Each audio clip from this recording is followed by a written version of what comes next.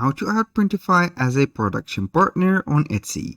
Hello guys and welcome to this new tutorial. Today I'm going to show you how you can add Printify as a production partner within your Etsy store. It is very easy and very simple. All you have to do is to follow up the tutorial from the beginning till the end and you will be good to go. Here we have two methods. The first method is the manual one, which is connecting the Etsy to your Printify within the product creation. You are going to select the shop manager and then you are going to stock your product or your shop, creating a listing, and there you are going to set the category, the physical item, who did it or made it. You are going to put another company or person or yourself. And here we have the production partner for listing. You can add manually here the production partner named as Etsy or Printify like that. And also you can put a description or a little description about Etsy, for example, or Printify. Printify is a POD company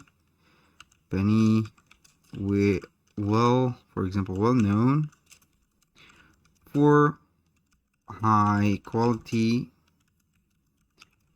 shirts and accessories like that.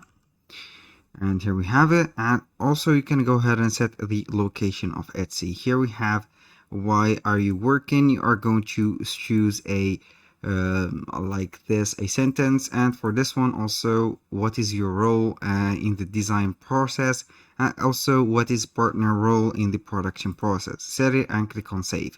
Then you are going to make the other steps to create your product.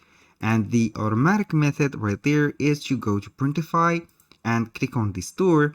Simply you are going to add a new store. Within the new store, click on Etsy, select it and connect your store within Etsy.